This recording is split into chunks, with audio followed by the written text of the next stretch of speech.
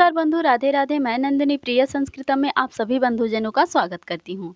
तो कैसे हैं आप लोग? उम्मीद करती हूँ बहुत अच्छे होंगे, स्वस्थ होंगे, मस्त होंगे और अपनी पढ़ाई अच्छे से कर रहे होंगे। तो हम देख रहे हैं यूजीसी नेट संस्कृत फटाफट रिवीजन प्रश्नोत्तरी और उस श्रृंखला में ये हम आज देख रहे हैं दिसंबर 2009 का प्रश्न पत्र। और चलिए देखते हैं।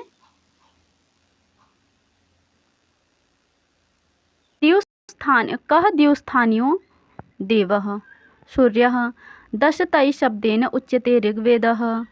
अगला प्रश्न है निरुक्तानुसारं मुख्यतः कति देवता? तिस्रः। मैत्रायणी संहिता वर्तते यजुर्वेदः। कति लक्षणात्मकः ब्राह्मण ग्रंथो भवति? तो आपके 10 हैं। विश्वामित्र नदी संवाद सूक्त जो है ऋग्वेद के तृतीय मंडल में है। अगला प्रश्न है आपका आत्मनस्तु का, थोड़ा ऊपर करते हैं। आत्मनस्तु कामाय सर्वं प्रियं भवति इति समुक्तम, यह आपका जो है बृहदारण्यकोपनिषद में प्राप्त होता है। अगला प्रश्न है उपनिषदा प्रतिपाद्यते, तो उपनिषदों में प्रतिपादित है ज्ञान कांड। अगला प्रश्न है आपका अपौरुषेयत्वं स्वीकरोति, तो अपौरुषेय स्वीकार करते हैं जैमिनी। अगला प्रश्न है मैक्स मूलर मतानुसार ऋग्वेदस्य कालो भवति वर्तते, तो मैक्स मूलर के अनुसार जो है ऋग्वेद का काल 1200 ईसा पूर्व है। ऋग्वेद संहितायाम अष्टक संज्ञा, तो 8 अष्टकों में विभक्त है। अगला प्रश्न है वेदांगेषु छंदः उपमीयते पादाभ्याम उपादान ग्रहणात् इति इत्येतेन पुष्यते, तो यह आपका सत्कार्यवादः। अगला प्रश्न है जन्म करण मरणानाम, जन्म मरण करणानाम इति तेन सिद्धम, तो पुरुष बहुत्व की सिद्धि होती है इससे। कर्तृत्वम धर्मः अस्ति, कर्तृत्व धर्म है जो है मूल प्रकृति का। चैतन्यम अस्ति, तो चैतन्य आपका जो है वो पुरुष है। अगला प्रश्न है जीवन मुक्ति अस्ति, तो जीवन मुक्ति आपका जो है वेदांत दर्शन से संबंधित है। अगला प्रश्न है व्यान वायु वर्तते, तो व्यान वायु आपका जो है सर्व शरीर होता है। अगला प्रश्न है आपका 19 नंबर वेदांत सारस्य कर्ता कः अस्ति, तो सदानंद। अनुबंध अस्ति 4। प्रत्यक्षम ज्ञानम अस्ति, तो प्रत्यक्षम ज्ञानम आपका इंद्रियार्थ सन्निकर्षजम अस्ति। तंतुपटयोः अस्ति, तो तंतुपट का संबंध जो है वो समवायी संबंध होता है। अगला प्रश्न है हित्वाभासो कतिविधः, तो हित्वाभास आपके 5 प्रकार के होते हैं। न्याय के मत में प्रमाण आपके 4 प्रकार के होते हैं। तक्तवतु प्रत्ययोः संज्ञा निष्ठा संज्ञा इदुदे द्विवचनम प्रगृहम। अगला प्रश्न है ईचुयशानां किम स्थानम, ईचुयशानां तालु पदम अस्ति सुप्तिगंतम पदम। सह साकम सार्थम इति योगे किम कारकम, तो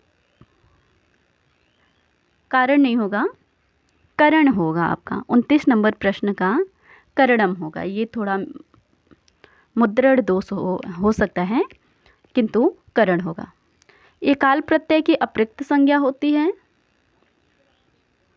कादयो मावशानाः सन्ति, तो कादयो मावशानाः आपका स्पर्शाः अगला प्रश्न है भारतीय आर्यभाषायाः अवस्थाः सन्ति। तो भारतीय आर्य भाषाओं की 3 अवस्थाएं हैं। कौन कौन सी 3 अवस्थाएं हैं? अगला प्रश्न है सन्निकर्षः अस्ति। तो सन्निकर्ष जो है संहिता। पंचानाम गंगानाम समाहारः इत्यत्र समास अस्ति। तो यहाँ पर कौन सा समास है? आपका कर्मधारय समास है। अगला प्रश्न है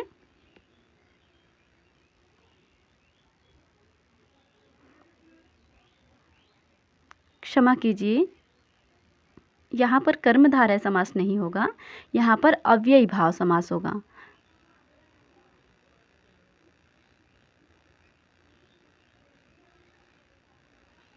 थोड़ा मुद्रण दोष है, उसे आप लोग ध्यान रखें, क्योंकि हम बता दे रहे हैं आपको पहले ही। जहाँ जहाँ पर थोड़ी त्रुटियां हैं तो उसको हम पहले ही बता दे रहे हैं आपको, तो आप लोग उसको देख लेंगे। अगला प्रश्न है मूर्धन्येषु अंतर्भवति भवतु।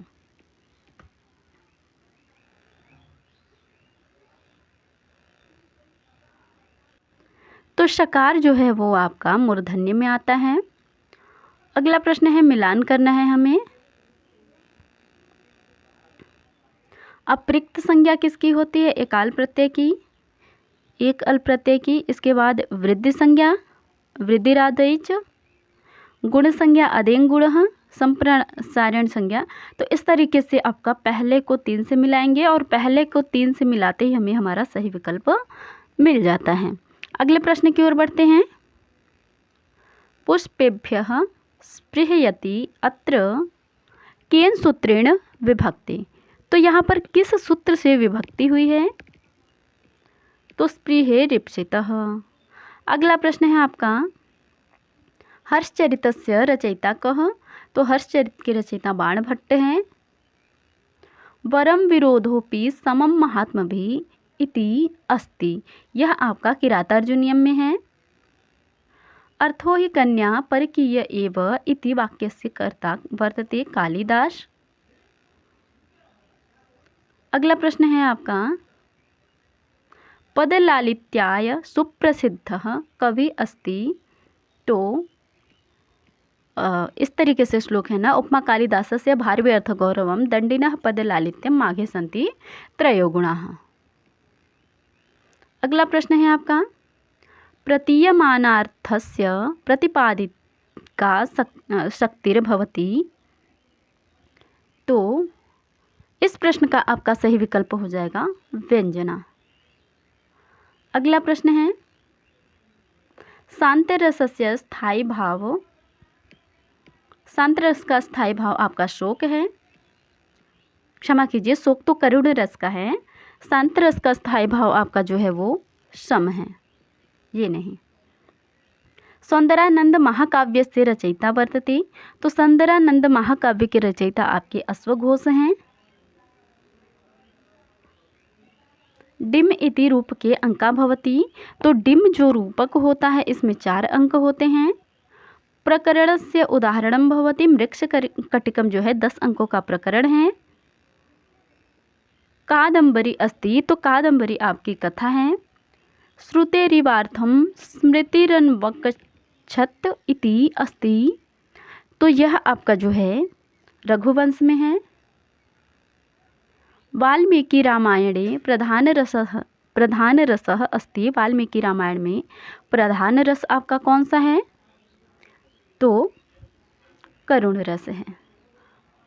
अगला प्रश्न और इस प्रश्न पत्र का अंतिम प्रश्न है हनुमानब्धि